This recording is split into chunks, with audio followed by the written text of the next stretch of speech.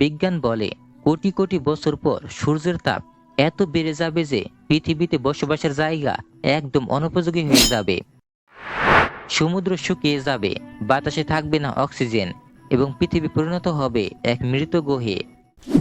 কিন্তু ইসলামের দৃষ্টিতে পৃথিবীর এই সময়তেই হলো কিয়ামতের শুরু, যেদিন সবকিছুই ধ্বংস হয়ে যাবে আর আল্লাহ সুবহানাহু ওয়া তাআলা নতুন করে জীবন দান করবেন পরকালে। এই ভিডিওতে দেখানো হয়েছে কিভাবে বৈজ্ঞানিক ভবিষ্যৎবাণী ইসলামের কিয়ামতের বর্ণনার সাথে আশ্চর্যজনকভাবে মিলে যায়। ডিয়ার ভিউয়ার্স, আসসালামু আলাইকুম। আজকে আমরা দেখব বিজ্ঞান ইসলামের দৃষ্টিতে পৃথিবীর শেষ পরিণতি, the end of earth according to science and ইসলাম, যেটা আমরা ধাপে ধাপে এগোবো। তাহলে চলুন শুরু করি। যদি পৃথিবীর ভবিষ্যতে 10,000 বছর পরের পৃথিবীতে যাওয়া হয়, তখন পৃথিবীটা দেখতে কেমন হবে বলুন তো? ওটা কি আগ্নেয়গিরিতে ভরা থাকবে নাকি বরফে ঢাকা থাকবে? আর যদি 1 মিলিয়ন বছর পর যাওয়া হয়, তখন কি হবে? হয়তো মহাসাগরগুলো শুকিয়ে যাবে বা পুরো পৃথিবীটাই হয়তো এক বিশাল পানির রাজ্যে পরিণত হবে।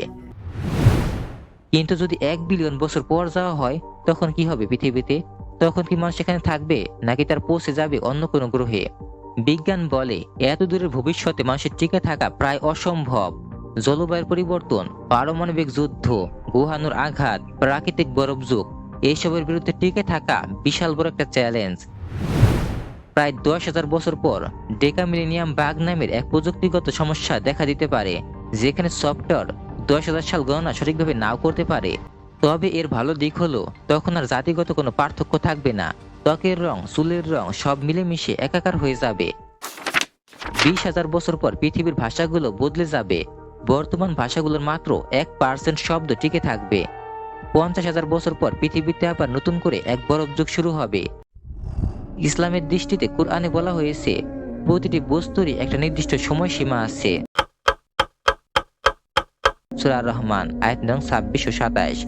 অর্থাৎ এই পৃথিবী সহ আরো অনেক কিছুই ধ্বংস হয়ে যাবে। যেমন বিজ্ঞান বলে যে ভবিষ্যতে সূর্যের তাপ এত পরিমাণে বৃদ্ধি পাবে যে তখন পৃথিবী ধ্বংসের দ্বারপ্রান্তে পৌঁছে যাবে।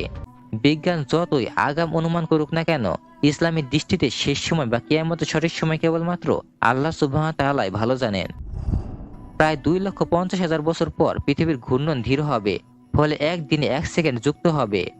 লৌহ আগ্নেয়গিরি সমুদ্র থেকে উঠে এক নতুন দ্বীপ তৈরি করতে পারে, কিন্তু 5 লক্ষ বছর পর এক বিশাল গ্রহাণু পৃথিবীতে আঘাত আনতে পারে, যার আকার হবে 1 কিলোমিটারের বেশি। এতে বিশাল আগুন, ধোঁয়া ও শ্বাসযোগ্য বাতাসের ঘাটতি দেখা দিতে পারে। 10 লক্ষ বছর পর আবার একটি সুপার আগ্নেয়গিরির বিস্ফোরণ ঘটবে, যা টোবা বিস্ফোরণের মতো মানবজাতিকে প্রায় নিশ্চিহ্ন করে দিতে পারে। ওই সময় তারকা বিটেলগিয়েও সুপারনোভা হয়েও দিনের আকাশেও তখন দৃশ্যমান হবে।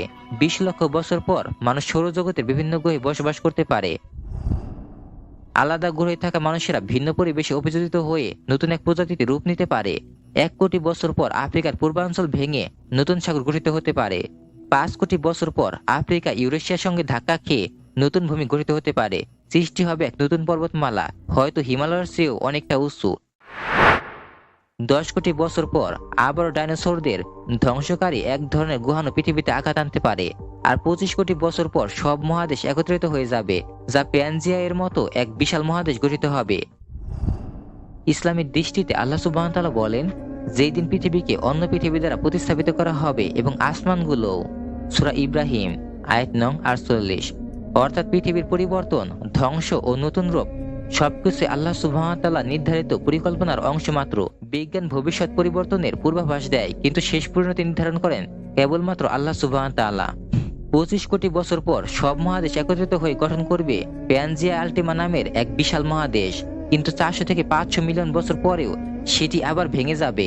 ওই সময়ের মধ্যেই পৃথিবীর কাছাকাছি কোথাও এক গামারের বিস্ফোরণ ঘটতে পারে, যা পৃথিবীর ওজোন স্তর ধ্বংস করে দিতে পারে এবং ব্যাপক প্রাণহানির কারণ হতে পারে। প্রায় 600 মিলিয়ন বছর পর চাঁদ এত দূরে চলে যাবে যে আর পূর্ণ সূর্যগ্রহণ সম্ভব হবে না। সূর্যের আলো ও তাপ এত বেড়ে যাবে যে পৃথিবীর টেকটনিক প্লেটের নড়াচড়াও থেমে যাবে। 800 মিলিয়ন বছর পর বাতাসে কার্বন ডাই অক্সাইড এত কমে যাবে যে গাছপালা সালোক সংশ্লেষণ বন্ধ হয়ে যাবে, অক্সিজেনও হারিয়ে যাবে, পৃথিবীর জটিল প্রাণের বিলুপ্তি ঘটবে। এর পরপরই 1 বিলিয়ন বছর পর সূর্যের উজ্জ্বলতা 10% বেড়ে যাবে, তাপমাত্রা হবে প্রায় 47 ডিগ্রি সেলসিয়াস। সমুদ্রের পানি বাষ্প হয়ে উবে যাবে আর পৃথিবী পরিণত হবে এক গ্রিন হাউস মরুভূমিতে, যেখানে জীবন আর টিকে থাকবে না। ইসলামের দৃষ্টিতে এই পরিবর্তনগুলো কিয়ামতের পূর্বাভাসের মতো, যেদিন সূর্য উত্তপ্ত হয়ে যাবে, পর্বত চলবে আর সাগরগুলো জ্বলে উঠবে। সূরা তাকাভির আয়াত নং 1 থেকে 6। অর্থাৎ বিজ্ঞান যা প্রাকৃতিক বিবর্তন বলে ব্যাখ্যা করে, ইসলাম সেই শেষ পরিণতিকে দেখে আল্লাহ সুবহানাহু ওয়া তাআলা নির্ধারিত কিয়ামতের প্রক্রিয়া হিসেবে, যখন পৃথিবী ধ্বংস হবে আর নতুন এক জগৎ শুরু হবে। এখানে শেষ হলো আমাদের আজকের ভিডিও। আশা করি ভিডিওটি আপনাদের ভালো লেগেছে। যদি ভিডিওটি ভালো লেগে থাকে তাহলে সুন্দর একটা লাইক দিয়ে আপনার গুরুত্বপূর্ণ মূল্যবান মন্তব্যটি আমাদের কমেন্ট বক্সে করে যেতে পারেন। এইরকম ইসলাম এবং বিজ্ঞান সম্বন্ধে জানতে আমাদের চ্যানেলটি সাবস্ক্রাইব করতে পারেন।